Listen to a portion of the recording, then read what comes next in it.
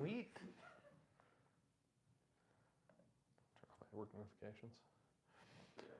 Sweet. Hey, back with another live. On a snowy day. Why do we keep doing these on snowy days? Very snowy. It was so nice yesterday. It was like 70 degrees. It was a little windy.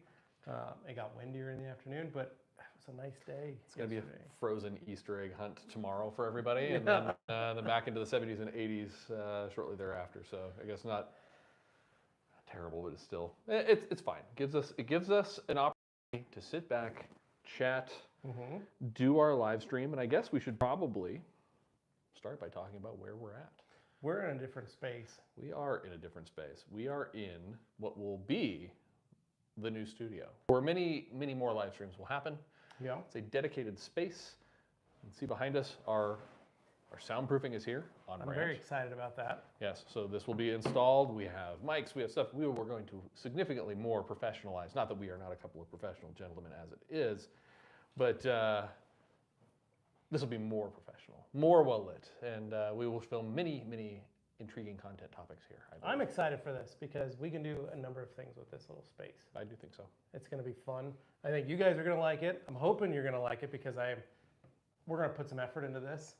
We're not just going to, bring some friends in, some industry friends, maybe some people you've not met before. We've got a couple people with some cool cars that want to come talk to us. Maybe we'll do some extra guests in the studio and hanging out. I mean, just having fun. This kind of stuff. I love this. This is one of my favorite parts. My every other Friday, last week Thursday, live stream, hanging out with Levi and the crew. So enjoying a delicious liquid death.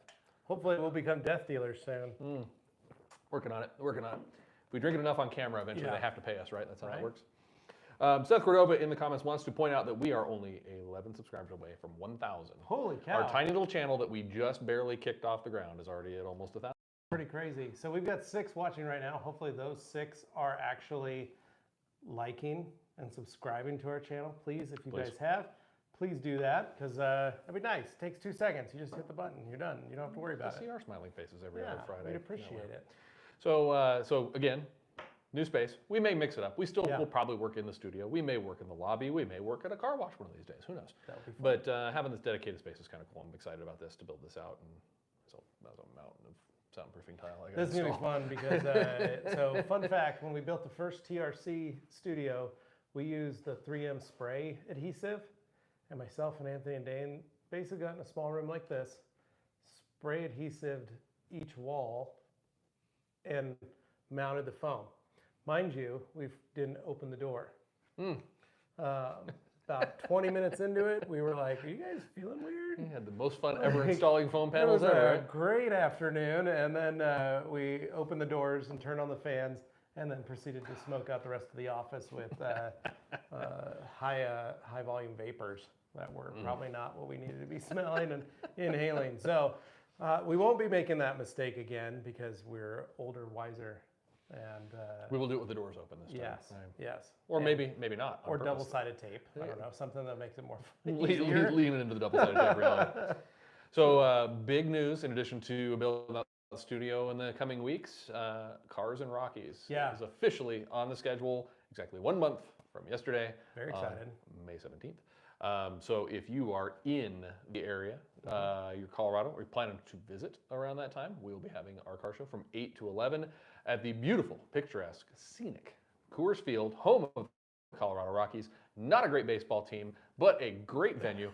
Currently, the worst opening, couple weeks, the worst opening to any season since 1908, something like that. They just said. Yep. They're not good, but you know what? It's a beautiful stadium. Yeah. The food's good. The beer's cheap. And the balls fly far. The balls do fly far. Autowash has fabulous VIP seats in the PNC Club, right behind home plate, which this month, anybody getting a detail has been getting entered to win those seats. We're going to have that drawing soon. Every dollar you spend gets you an entry. But so excited because one thing for those watching, maybe if you've been to one of our car shows, you could validate this, but if you haven't, then this will be your first one with us. But it is probably, I would argue, probably the most eclectic mix of stuff because it's not quite a cars and coffee, but it's kind of got that vibe. It's anything you want to bring, anybody can show up. So we get a little bit of you've got exotics, you've got muscle cars, you've got JDM stuff, you've got stance stuff, you've got all kinds of lifted trucks, lower trucks, all this stuff. And it's cool because it's, instead of being kind of niche, it's like, oh, it's only this kind of thing. We get like a really wide spectrum of wild stuff. So you can be walking that out and we don't section it out. I don't want to have all the, all the Subaru guys in one area and all the hot rod guys in one area.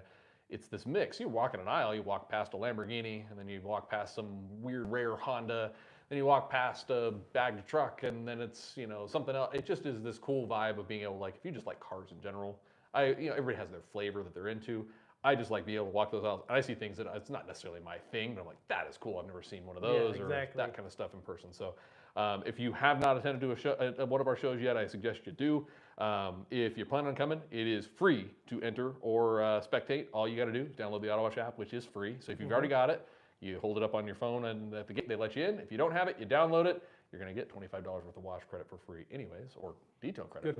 Good reason to download. And then it's a free entry to the show. And so it's our way of going, hey, just show us that you did something. You know who we are. And then there's additional things that go on during the show. Like during the show, if you open the app, there's an additional 200 loyalty points that you can claim, and you can only claim it within the show during those hours. So while you're there, Geo. GeoFence. So you show up to the show, you open the app, and this thing that says, hey, claim your loyalty points, you tap that, and within a few minutes, you have those loyalty points loaded into your account. So we're giving away money just for showing up and opening the app, which is kind of cool. That's pretty cool. Hey, G. Davis is checking in. Hey, G. First from Puerto Rico is here with us.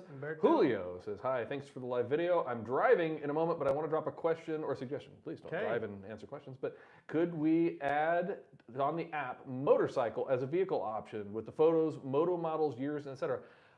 That is actually an excellent suggestion, Julio. Yeah. So for those that don't have our app yet, when you set up your app, you have a garage.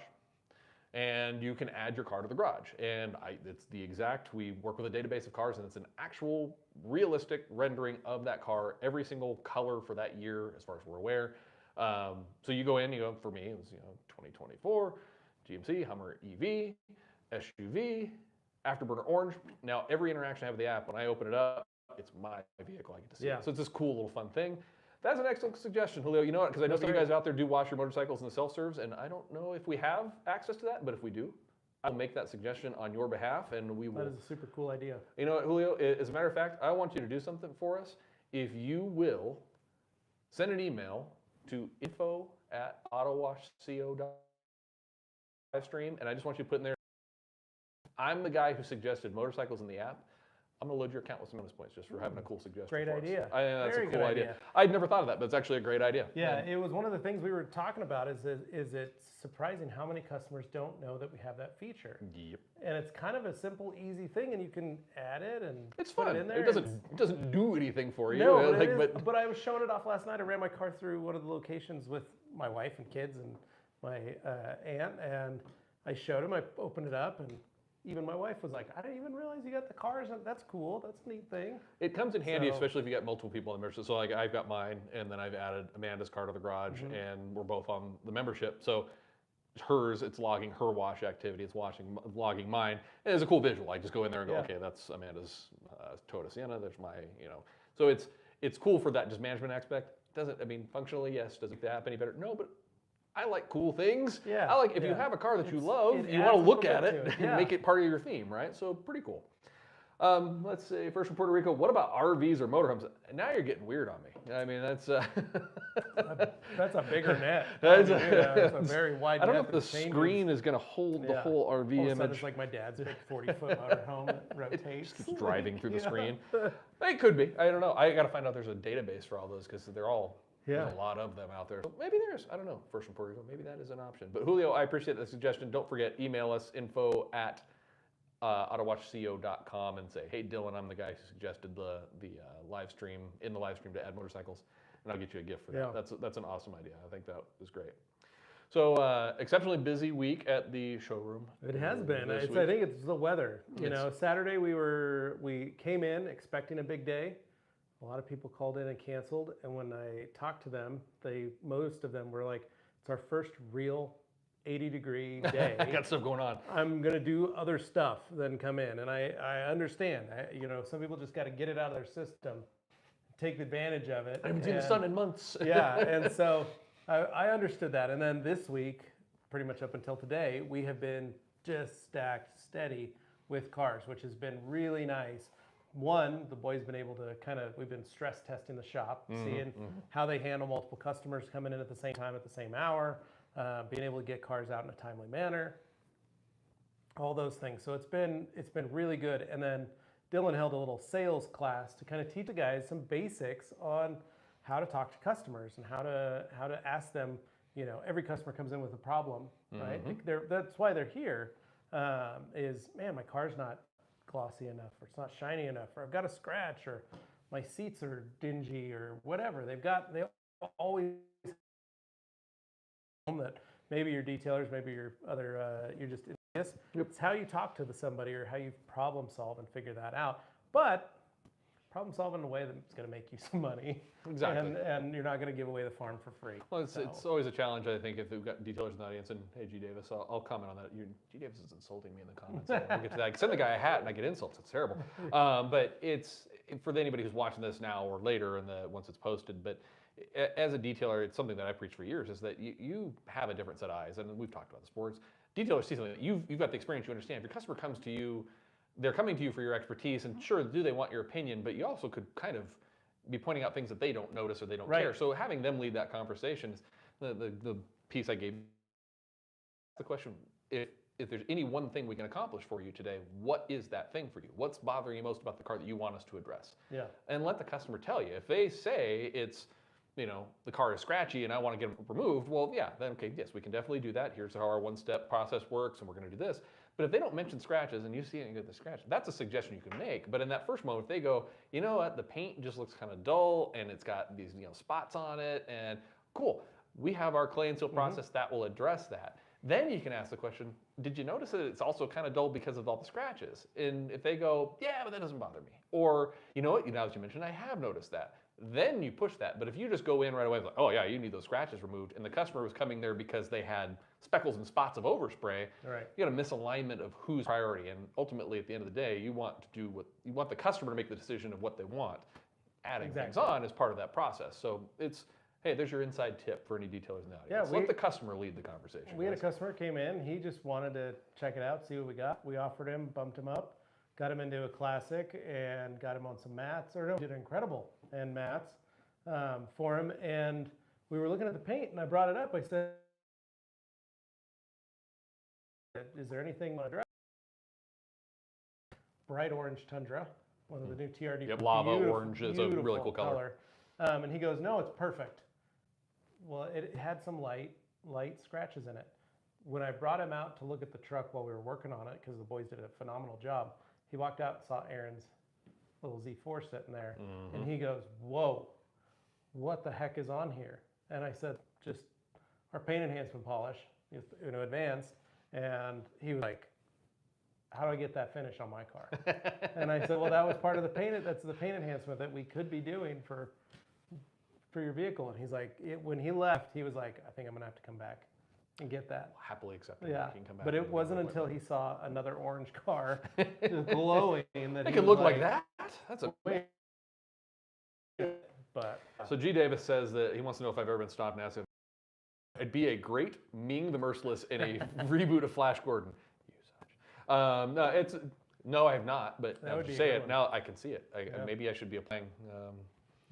See if any studio's got a reboot on Flash Gordon going. Johnny is joining us. Good evening, John. Hey, Johnny, good to see you. And G. Davis, any extra steps you take if you're ceramic coating without polishing? Ceramic coating without polishing? No, I don't. Yeah. I clay, I decon it, so I'll clay it, then use the prep solve based on the coating that you're going to use, and then just coat it. Yeah. I'm a big proponent of, there's nothing to be lost. Obviously, the customer's not paying for it. This is for your own personal gain. A one step is it's fast, especially if you just do a paint scrub style one step. Do it if you have the time. It can't hurt. It can only help. If the customer's not paying you for it, then just as clean as you can possibly be before applying the coating, giving it maximum potential for adhesion. But that abrasion process of a one-step polish really does help with longevity. So if it's for a customer, you need like, hey, I can do it without it, but set expectations. It may not last as long as a result of this. I can do this one step. It's only going to take this long on there. Make sure you get the most out of your coating. So kind of a decision tree or build type it into thing. the package. Like what we've done is our coatings are going to include our clay process, our technically a paint enhancement, but we're doing it with Rupes Fine and polishing the car. Just doing it one step, clearing it out, and then going into the coating. So Uno Advanced can be used as a primer polish. Really? Early on, many people told us no. Maybe I'm revealing a secret. And you again, might have told it might have been a secret that it was mid-development when I parted ways with Rupes. So maybe things have changed. But I'm going to put this out because marketing me, I'm a big guy in alliteration, right? So we had Uno Protect, starts with a P, right? Which had a sealant in it. Yes, and then you had Uno Pure, which was the nothing in it. And I wanted to call the other one Uno Prime. All of them start with P, Protect, Pure, Prime. And Prime, not would have been like a primer polish. Use it as a primer or a post-coating polish as it's used for now. Now, I can't comment, maybe Rupes has changed the formulation, they don't want you using that way. I just know that I have personally used final version formula of Uno Advanced before a coating, and it works fantastic as a primer polish. Not endorsing it, not saying that's what they're intending you to do with it, but I suggest you try it because it does, because it has a little bit of filling, so for those quickie one steps, and it doesn't seem to have any impact on the longevity or durability. It's a very powerful ceramic in it. Yep, and it probably is not going to always be compatible with all coatings, so check with the coating manufacturer, all those things. Just something that I do off menu, one of the secret menu items that I like to do. It might be fun. We might have to go down to the junkyard, grab yourself a panel, do some practicing. A little 50-50, half a Uno Advance, and then coat the whole thing and see which one lasts longer. Yeah, that might be fun to do. That video. So in addition to that, and Julio, thanks guys. I will email when I park at work. Enjoy the weekend. Julio, thank you for checking in while driving. Please drive safe. Enjoy work. Have a fantastic day, and I look forward to seeing that email from you, buddy. So while we're on the topic of the showroom, and you mentioned the Tundra and the fabulous, I think it's called Lava Orange or Eruption Orange or something like that. Really what's the favorite of the week? What was your favorite one? Because yesterday there were some heaters in here. We had a couple of good ones. There were some good ones. I think that murdered out GTR was pretty crazy. You stole mine. That was nice. But I don't know what it is. I love that new body style Tundra, and I love that color. And it was a full TRD Pro. Like it had all the bells and whistles. Like, you open up the interior and it was stunning. What a cool interior that truck has. Try to get a really good job on those. That probably would have been my favorite. Just because I love the way that looks inside, and I could see myself driving one. The only thing is, they're very light. They're not really good for towing. Yeah, they're not for that. So lightweight. I can see myself driving one of those, but you're all right. They're not great for towing, and it's weird. That color on that truck stands out better to me. That and there's kind of almost this color blue, like that medium blue, that's called denim Cavalry blue. Yes, I think those two colors on that body style are amazing. I'm gonna say that my favorite was definitely the bagged, completely hooked up, just stunning GTR that came in. Thing was nasty. Which, there is a video in the works. We are doing a refresh of our Why Touchless is Superior, and you guys are in for a treat because that is our subject car of how you take care of a car if you don't want scratches. Then we have a haggard heap that we kindly took through a tunnel wash. And so we went into the belly of the beast, me and Logan, our cameraman, and we experienced the full brunt of tunnel washing. We had concerns. The noise inside of a car while going through a tunnel wash and everything's getting slapped by brushes is deafening. And I had questions of whether or not the audio was going to come out. Like it was like we were yelling at each other in the car. So that video is currently in editing. That is going to be a fun one to drop because it just really drives home the point of what anybody who's a detailer knows that you touch the car, you're going to scratch it. If you touch it with a brush that's moving really, really fast, and some acid is definitely going to scratch it. And so we want to talk to people about like why you take care of that. Yeah, Anthony and I we go down to the car wash down the street, drive the Suburban through and go live while we were in the car. Just to watch like, hey guys, we're going live here in about 5 minutes on our Instagram, and we have to go drive through the car wash. Oh, it's painful. It's always fun. It was definitely cringe-inducing, and it was a car that was already pretty beat up, so it wasn't. We weren't going to take a nice. Yeah. We didn't take the GTR through there. I don't know if it would have gone through in the first place, but even if it did, I wouldn't do that. But the car we took through, I still felt bad, even though it was all scratched up already. It still felt wrong to do it. So. Well, our Tundra customer, his wife has a RAV4 and it's black. And he was originally taking both his cars to one of our local competitors. And he said it wasn't until he bought a black RAV that he started noticing all the scratches in it. Don't know. And he was like, what the heck? And so that's when he reached out, figured out, joined up with Autowash, started getting the cars clean there, and he's like, so much better. And I said, would you like us to take care of the scratches on the wrap someday for you? He's like, well, she hit him. Like, his wife got in an accident this past week. Okay. So he's like, it's at the body shop right now, so I can't really do anything. Okay. But I said, well, when they get it fixed, we'll take the rest out if you want. So. First from Puerto Rico, last week a new client brought us his car and to clean and coat chrome wheels. Upon inspection, I noticed a crack, which was obviously caused a cut or damage of tools because chrome cuts like a razor. That's rough, yeah. And chrome can, especially chrome plate, if it's not done properly, it can blister and peel. So you might be seeing that. There's no fixing that. The only fix for chrome plate when it fails is to strip it off and re-chrome plate it. Well, especially some of the newer stuff, the newest style chrome is just not durable at all. No, they don't, because it's all environmentally regulated. I remember when I sent the bumper out for the C10, I had shipped it to Ogden Chrome in Utah. Yeah. Shout out to Ogden Chrome, one of the last great chrome shops in existence. And I'm sure they've probably been regulated since then that they can't. But it was the last place I could go get a true. They were doing copper plate, nickel plate, and then doing multiple layers of chrome. And that thing came back, and you could tell. Yeah. I mean, they had added some material to the thing. Yeah. And most of the chrome I saw from other places coming back was just, I had a friend who was working on a truck at the same time, and he goes, I forget the name of the shop, and he's like, don't use these guys. He said, look at this. And it was pitted, and like there were spots where you could see down to the copper a little bit. Yeah. Like it was like the chrome was just so thin that you put a spotlight on it, you could see. And chrome has become a thing that is, it's not as common anymore. No. People don't want it. People are blacking things out. Yeah. Chrome on new cars is all plastic that's coated in fake chrome. It's a laminate process. In your classic chrome stuff, unless it's kind of a classic car and you're going to spend really, really big bucks, like chrome wheels, they don't do a really good job of chroming those anymore, unfortunately. No, they don't. Yeah. They don't hold up. Yep. So. Brian wants to know, how long will a diluted soap last stored in a foam cannon? Like the effectiveness of that foam coming out, does it diminish? Well, Brian, if you just mix it up and then leave it for a year, you're probably going to need a new foam cannon too. Like your straw is going to stain. There's a lot of different things that are going to happen to it. I can't. Your effectiveness, that's really depends on the soap and depends on how long you'd let it sit too. You can get away with it. Yeah, you can get away with it for a little bit. And there's also the factor of what kind of water was put in there, right? You use hose water. You've got solids in there. The surfactants and the cleaning agents in that soap are going to try and clump and coagulate. Yep. It's the same effect that somebody sees when they do a bucket of rinseless water and they don't use distilled water. Yep. The rinseless, Optimum No Rinse, whatever it might be, starts to grab the solids out of the water because there's dissolved solids in any tap water, right? Pulls at the bottom, and then you go to use it, and you got this scummy stuff sitting at the bottom, and your O&R is like not the same color anymore. Soap does the same thing. Not as fast as O&R does, but it's going to do it. So if it's like, hey, I'm going to wash the car next weekend or in 2 weeks, you're probably okay. Give it a good shake. If it's going to be longer than that, it's probably, a couple ounces of soap and some water is probably not that expensive anyways. No, you can dump that out and get new ones. Don't worry about that. Or dump it into your wheel bucket and use that. And if it foams up, now you got a solution you can wash your wheels with, but it's not super important. If it doesn't foam back up, you dump the bucket out and on you go. But I would say mix a fresh batch every single time.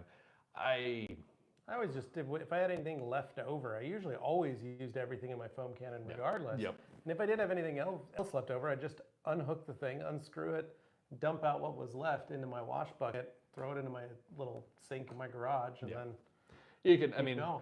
If it's a couple days, I'm sure you're fine. A week maybe. Beyond that, I'd say just dump it and start over.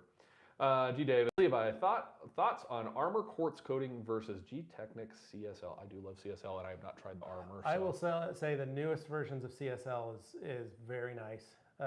Armor, shout out to Bradley and DJ. Those guys built a really nice coating.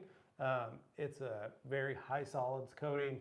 I don't have enough experience with that coating, installing it. I've played more with their chemical line and when we were doing the coating testing and onboarding process that we went through. I spent more time on the actual soaps and day-to-day chemicals. And the coatings we gave to some of the kids that were actively coating cars because I wasn't coating enough to be able to, I didn't have anything really to coat. So it's where I'm like, I did a couple doors and a couple footers and that's good. It works. It's perfect. So, but as to longevity, it's something I didn't have a lot. Plus I was working on another brand at the time for that. So it was a little harder to focus on that. But I will say everybody that has used it loves it. In that vein, I don't know if everybody else saw what Mr. Robert Earl from G-Technic posted yesterday, the conclusion of their research. They did a multi-month, very scientific, I don't know, multi-month or even year-long study comparing G-Technic coatings. And I made a reply to it because I really appreciate this. He outlined the scientific method they used. It's a really cool poster I think that they're going to make available. If you haven't seen it, really neat. Robert Earl from G-Technic has posted it, and I'm sure it'll be on the G-Technic page soon. But go to Facebook and find it. It's really, really cool because I appreciate anytime somebody does a facts over feelings, science over opinions type analysis, and this is very factual. And even though it does come from a manufacturer, they're demonstrating that how they proved out the performance of their product versus, and they don't name anybody, it's just brand X kind of thing versus nothing. It's a very, very cool poster. I suggest everybody take a look. If you nerd out about coatings and then testing products and stuff, go look at that because it's super, super cool.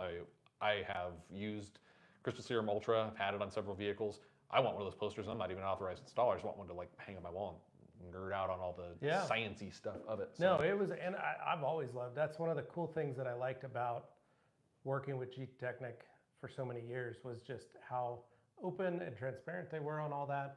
And at any time I could call Rob and ask him questions, and he was always willing to answer. And anytime I'd see him at a trade show or something, he always made time to stop and hang out and see how everything was going. Just really good guys and a good crew there with some really good science back behind them.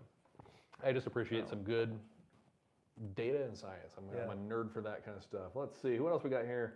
First, Puerto Rico, having soap there also keeps the filter clogged. Good point. They're going to ruin your foam cannon. Let's see, Brian. Are the small suede applicator coating cloths usually soft and safe to use on phones and screens? Yeah. I'm assuming he probably means the suede.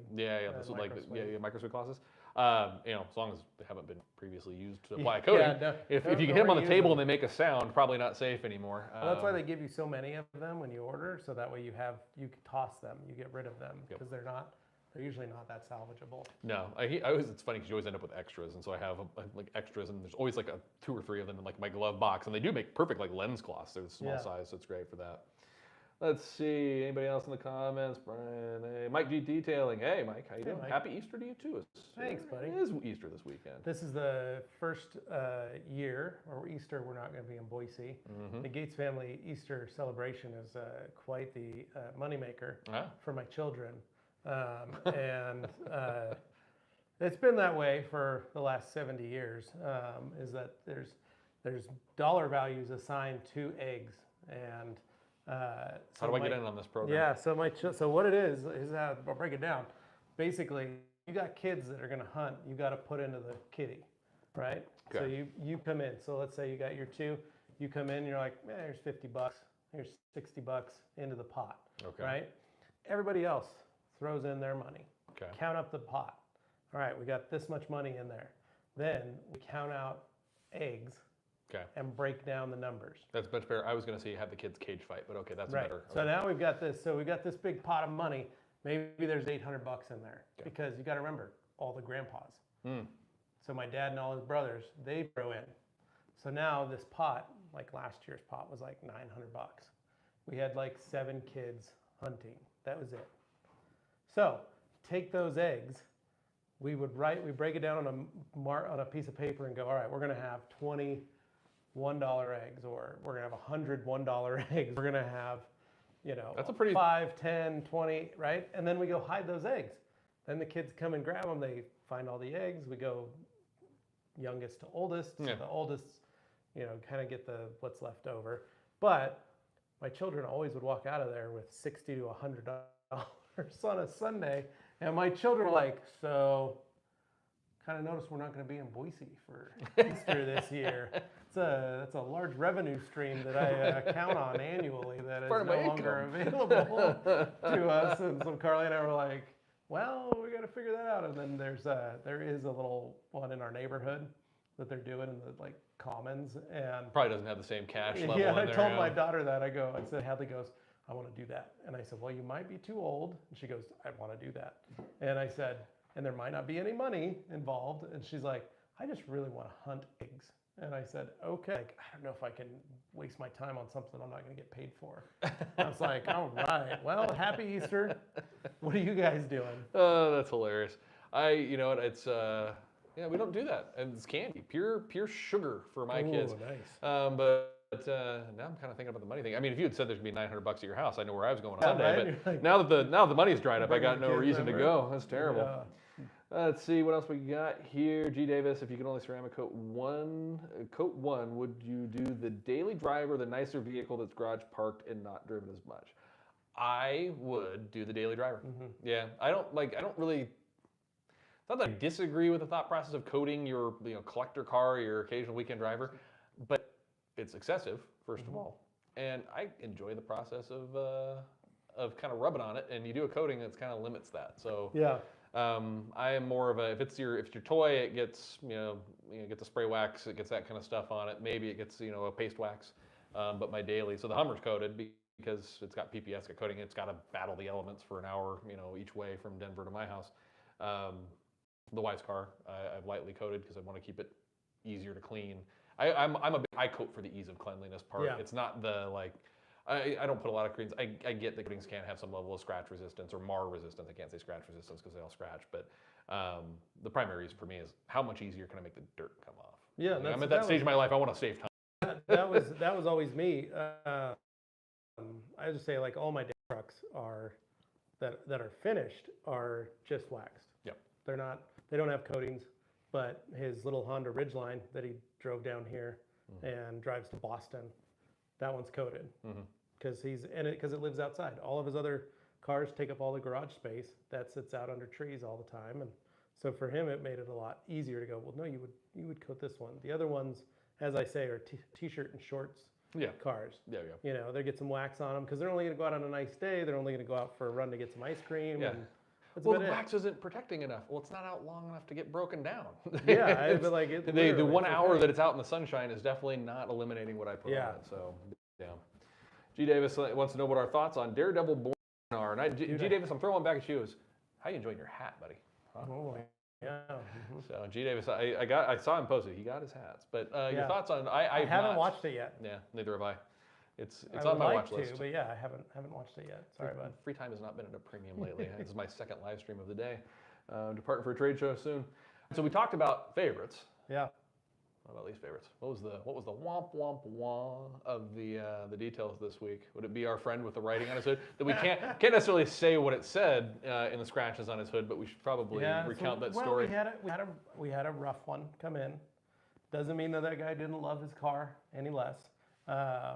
But I think he brought it in. He brought it in to get it cleaned, and well, we delivered. We cleaned it. It is clean. However, we did have some fun cleaning that car.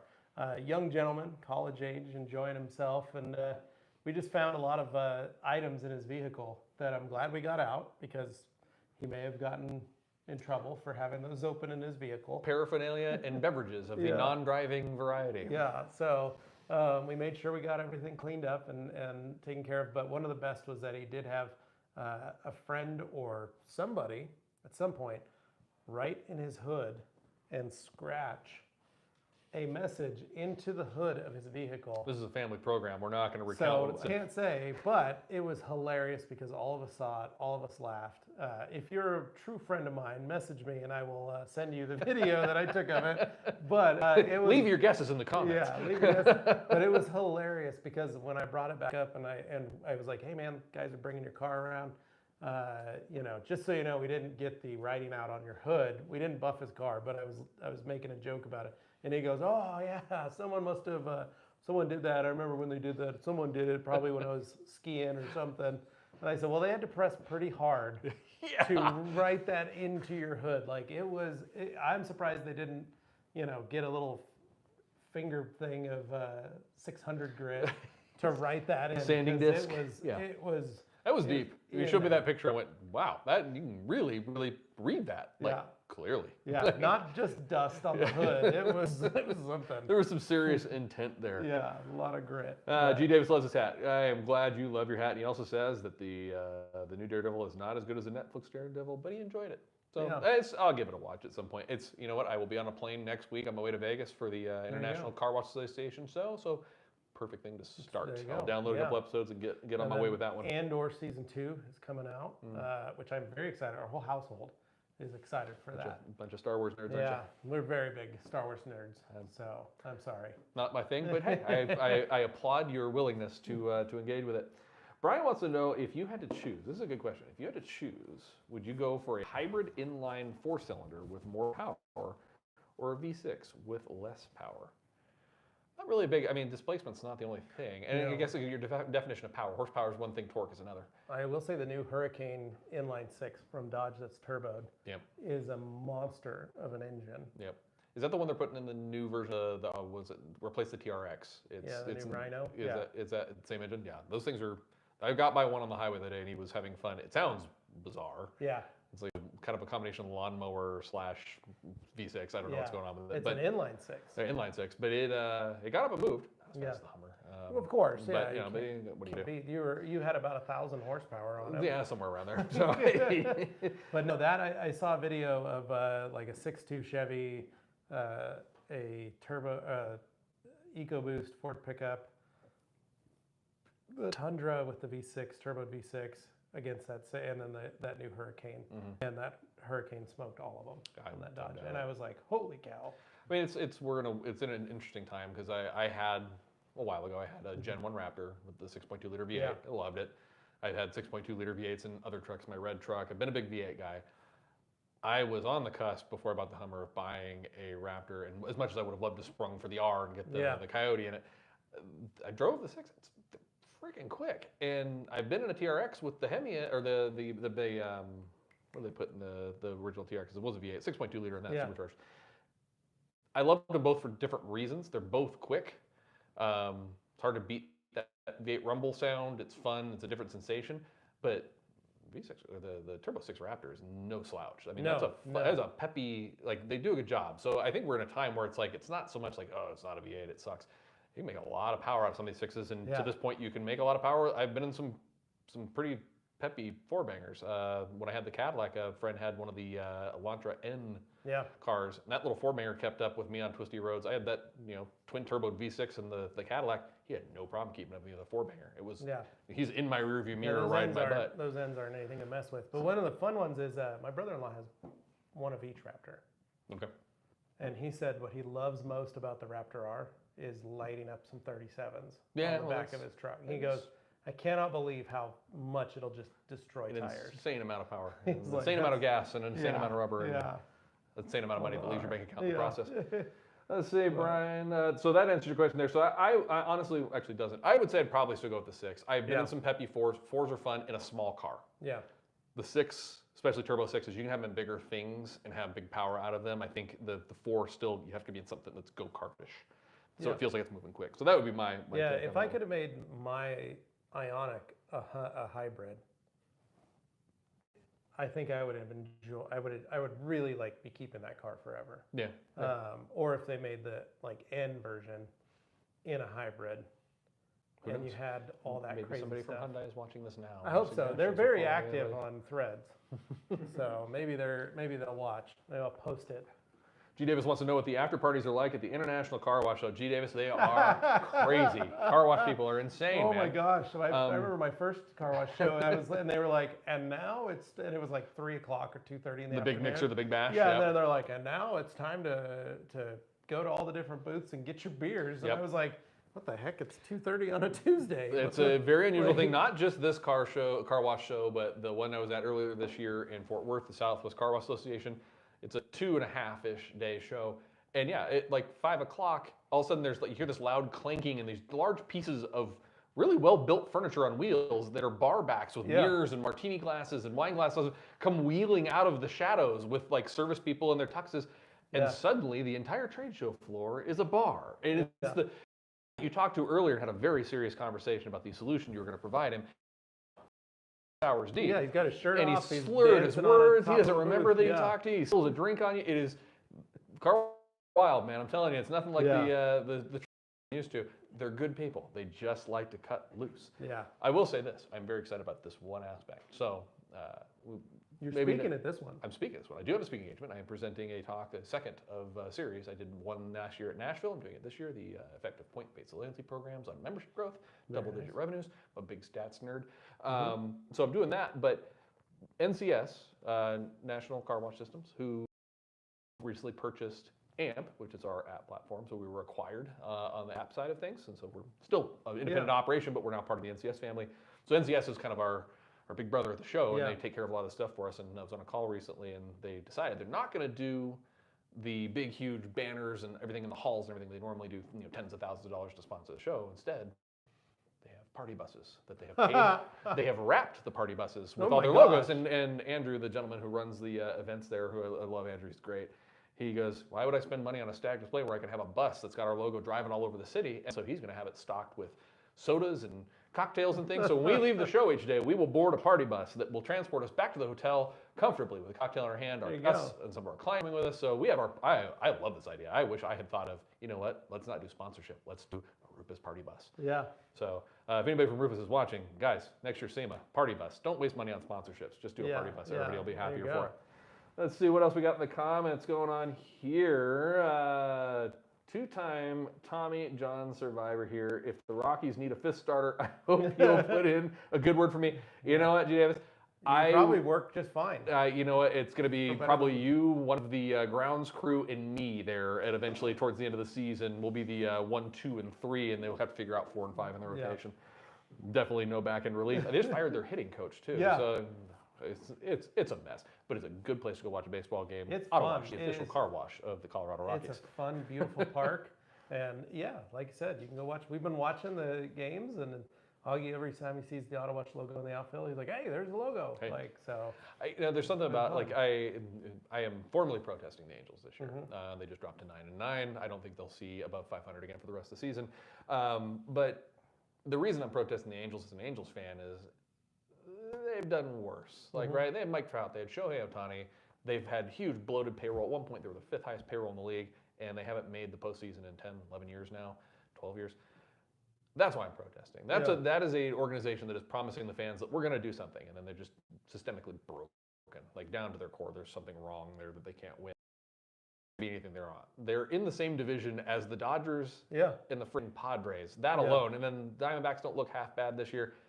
The Rockies are at least being honest with you. You know what? Cheap tickets, cold beer, beautiful stadium. You get to come watch a team beat us up. You get to watch them hit some home runs. Like they'll hit some home runs. Come on down to the Rockies games and watch and the other team. They put up a fight against the Dodgers the other night, and they ended up losing by a run. And it's like they play a fun and competitive brand of baseball. It's never going to be winning baseball, at least as they're currently constructed. But you know what? They're not lying to you and saying, hey, we're going to win a World Series. So I can live with it. And again, we're the official car wash of the Colorado Rockies. So I support him. Xander's going to the game tonight. Is he? Right on. One of the retailers at the game at the PNC Club. Yeah, the VIP he's quite seats. excited. Seth says Rockies are on pace for the worst record in the modern era of baseball. Yep, that is absolutely it. And G. Dave said, and Clint Hurdle is back. Crazy times at Coors Field. No crap, man. It is wild at Coors Field. I have had the privilege, though, through the relationships with the Colorado Rockies. So I'll have to get you in on this one of these days. Is our relationship? We can get down on the field for batting practice pregame. What? We can walk in the underground tunnels. No one told me this. You can be underneath in the catacombs. And did you know that Coors Field is heated? I think we've talked about this before. Yeah. It is slightly heated, so you can kind of, when you're in the thing, you can see all the radiant heat systems and stuff. But while we were down there, I was down there last year in August for a game against the Baltimore Orioles. Saw Matt Holliday. Nice. Jackson Holliday's son was there because obviously he plays for the Orioles. Yeah. Got to stand around the field, so cool experiences. And I got to say, the Rockies, well, not in line for a World Series anytime soon. Very classy organization. Everybody we work with there is very cool. It's fun. It's like nobody goes to their local minor league baseball park, and I'm not saying the Rockies are a minor league team, but I used to go to the Rancho Cucamonga Quakes when I lived in California, which was I think it was a single A affiliate or maybe double A affiliate of the Angels when I lived there. Sold to the Dodgers. Can't watch them anymore. They were terrible. Yeah. We never went because they were good. We went because it was a cool night at the ballpark, get some hot dog and a beer, and watch some guys play baseball. That was how it was when we go see the Boise Hawks. Yep. And they're a single A short season team, so no better than really, well, I don't even know if they could handle high school baseball teams. It was rough. But fun fact, Papelbon got his start after getting drafted, starting as a pitcher for the Boise Hawks. One of the most disliked players in the history of baseball. That man was not liked. Wild to see that back then, he was a fresh-faced 19-year-old throwing heat next to the river. The good old days. The good old days. Well, no fresh comments. So I guess we've covered the basics. So the changing season this year for detailing has highlighted one thing, is that is as soon as people are aware there is weather in the forecast, they are not detailing. No, it's wild. Yeah, we even watch from a washing perspective. We watch people the wash volumes kind of drop off, right? And it's not as it's snowing. Obviously, when it's snowing, nobody's washing. Well, there are some psychos that go wash their car in the snow, but for the most part, we watch the volumes at the washes trickle off, and then the snow happens, and then immediately after, craziness, right? Yeah. So I expect we're going to probably see the same thing. I had somebody asking me the other day, is like, should I, could I, would I? Is there any benefit to cleaning before? Like, if my car is protected, this was an email that actually came in. It was, I've got a coating on my car. I take good care of it. I would be on my way to the wash, and if I know it's going to snow, I just skip it because I know it's just going to get dirtier, and then I gotta wash it after anyways. And I go, well, in a way, I kind of get the logic, but I guess your opinion, like, what do you think? Should people be washing their cars if it's dirty and they're like, you know what? If I wash today, it's going to snow 2 days from now. I'll wait and I'll wash after the snow and have all the dirt I have now plus the dirt from the snow. Or do you wash and you go into a snowstorm already cleaned? So I'm a glutton for punishment. I now have access to car washes. Yes. To get my car washed. So for me, it was like I knew it was going to snow today. Like I knew it was going to be crappy, but I still went through the wash, even though like I washed it on Saturday and then it like rained or snowed on Sunday, and I hadn't washed it all week. And I thought, well, at least get the dirt knocked off of it. Knock it down. And then it got snowed on, and it was all frozen this morning as I was driving to work. But it's been being snowed on all day. But hey, my car's coated. It looks clean. Like even though it's wet and soggy, so to speak, it's still clean looking. It's not like anybody else's. If you don't wash your car and you have all that buildup of dirt and grime and everything baking itself on, literally just that scum that stays on a vehicle. You're just stacking more on top. You're just stacking more on top, and it's just going to look worse. So why not just wash it off and not worry about it? I did feel borderline crazy for washing the Hummer when I got here today while it was actively snowing outside, but you've made me feel better about this now. I would have done the same thing. Like for me, it's just the fact that you and I have the convenience of being able to wash at any time. It wouldn't have changed if I would have still had the same setup at home. Like I would have washed just to get the gunk off. Fair. And even in the winter, I would do that. You forget, guys. I was Mr. O&R, hot O&R nights. Hanging out in the garage, doing some warm rinseless washes in the middle of winter. Do love me a and people were going like, "Why wash. are you washing the cars?" And for years, people would go, "Why would you wash in the winter?" Because I want to get the stuff off the paint. Even if it's going to go drive out in the snow, I don't care. I just want to get all the heavy stuff off of it. G. Davis agrees with you. He said in his prime he'd go into the snowstorm clean. So yeah, hey, you guys have convinced me. Maybe I will wash before snowstorms now. I'm just getting a little lazy. Speaking of the Hummer, yeah, can I share something fun? Of course. Okay, so explain. If you don't know the inside of the Hummer, you've been inside. I have. There is the drive control dial in the center console. It changes the drive modes from off-road mode to my mode to sport mode to whatever all the different modes are, right? And then in the middle of the dial, there's buttons up and down. That's the suspension up and down. And then there's to the right, there's a button that turns on and off the rear wheel steering, or turns on crab walk as you need to entertain people. To the left, there has been this button. Okay. Is a triangle with what looks like a kind of a triangulated target thing going on with it. Okay. And so all Hummers, anybody who's seen one of these before will know this, you would press that button, and all it would do, it would pop up a thing, I think it says Epic Ideas, and it would give you an email address at gmc.com. It's like ideas at gmc.com. Okay. Weird. So I, eventually after a couple of ship, find somebody who's saying, they're taking suggestions. It's this idea that they had this spot, they didn't really know what to do with it, so they're taking suggestions from the audience, and they've been doing this since the first release of the launch edition version in 2021. So I sent in a couple of suggestions, like, it'd be cool if it, was a, dark mode, turn the lights off, or what if it could instantly put you into WTF mode? Watch freedom, not what you're thinking. But it could do all these different things. Well, yesterday, I'm proud to announce, GMC put out an Instagram video, and it's a Hummer doing donuts in the snow. And it just has a date of 5/19, something like that. So it's next month, so right around car show, like either just before or just after. And all it says is, do with this information what you will.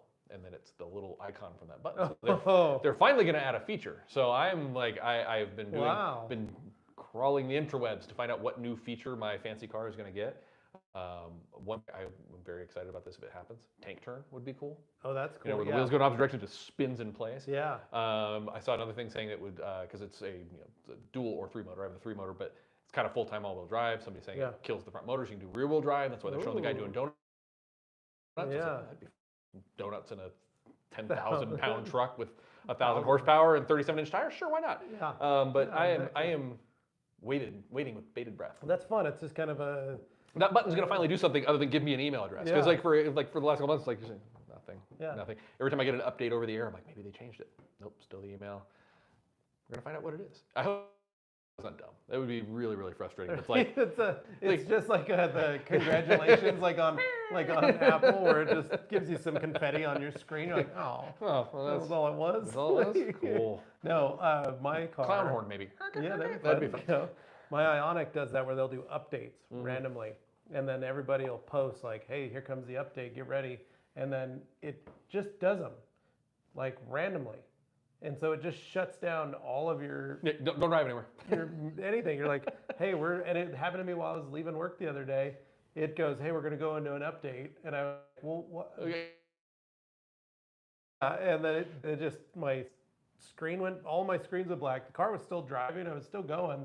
But I was like, this is kind of weird. And then like... What if this goes wrong? Yeah, and then like 2 minutes or 3 minutes later, all of a sudden my speedometer thing came back on, recollaborated. It was a totally different look. And I was like, oh, okay, all right, this is what it Hopefully everything is where it was supposed to be. Yeah, I'm like, some programmer somewhere leaves out one line of code and suddenly your car shifts into reverse while you're doing 70 miles. Funny, I was like, all right, well, okay, don't have that anymore. But I've only had that happen. I don't think GM does it while you're actively driving. But they will stop you from starting driving. I had one morning where I was like, get in the car, get ready to leave. And we're doing an update. And it was like the same thing. It was like, no option to not do it. And it was like, this will be completed in 10 minutes. I'm like, what if I was in a hurry? What if I'm bleeding and this is an emergency? Just going to run to the hospital because my EV is busy doing an update. Sorry. It's very Windows of them. That is the only thing I don't like that they do that. It's a very Windows operating system choice. Speaking of driving down the highway and flipping, that's one of the other fun interactions from this week was the gentleman who brought his Jaguar in for a consultation, looking for services, talked about he had some scratches and damage, and found out how he got those scratches and damage was his custom ordered Jag. He got it. The dealership put a upgraded set of wheels and tires on it for him. Yes. Apparently did not tighten the lug nuts completely, and on I-70, the wheel self-ejected. He got to watch it go over the median into a Toyota Tacoma, never to be seen again. And his brand new car then skidded on 3 tires and probably a rotor. And it was back into the dealership to be repaired. And then while in the repair process is when one of the other panels got scratched, which is why he, how do I fix this? Yeah. And can you make this look better? And I had to pause for a second. I said, wait, we're kind of glossing over the whole, I was doing 75 miles an hour and my wheel came off. The wheel and it went into another truck. Very casual about that. Pickup bed? I know, I think it actually like hit the truck. I mean, it would have been great. I should maybe contact him and find out, did it land in the pickup truck bed? And the guy just got home and he's like, where did this really nice wheel and tire come from? Oh my gosh, how crazy. Well, we are wrapping up. We are coming up on our 1 hour. I think it's a good place to end. We'll leave everybody going into the weekend. Cracker Barrel, one state. We need to go. We have to mention Cracker Barrel. Yeah, That's right. It is now open, walking distance. They came over yesterday, invited us, Autowash, to their friends and family soft launch, which means we get free food yesterday, all day, and all. We just can't take it back with us. That's the only thing, and we can't get it to go. I'll take one of everything to go. But they're literally trying to get you to eat just about everything. Everybody that's gone this week or yesterday has said they have literally stuffed themselves. Maybe that's what we should do at the end of this. Yes. We could spend the rest of our day. G. Davis, appreciate you as well, my friend. So everybody, if you just joined us or you're seeing this later, don't forget to like and subscribe. Hopefully, I'm going to check the subscriber count when we get out of here, but maybe we broke that magic 1,000 mark. That would be nice. I would love us to get to 1,000. I mean, it's only 11 people. We got 15 people watching right now. So if everybody could just go, please subscribe. Please give us a thumbs up. Come on, guys. There's 0 thumbs up. It takes 2 seconds. Just give us a thumbs up. It's easy. It's simple. It would help us a lot. And that way we can get more of this content out to you. And we can finish this studio. Yeah, by the time we do this in 2 weeks, I expect that we will have a different look behind us. It'll be fun. It will be fun. And we get to give you guys the tour of the new Autowash podcast / live stream / everything studio that we go. will be enjoying. Johnny-opolis, thank you for hanging out with us as well. Everybody who joined, thank you so much. And boys. make sure that you are, again, subscribed. We do these every other week. So next Friday we will be off. I'll be in Vegas, apparently on a party bus or on the show floor having cocktails with customers. Yeah. But then the following week we will be back, and many of you guys there, and you can lob your detailing questions, car wash questions, or just questions in general. I enjoyed somebody talking about just cars and stuff with you guys. We'll see you guys on the next one. Bye.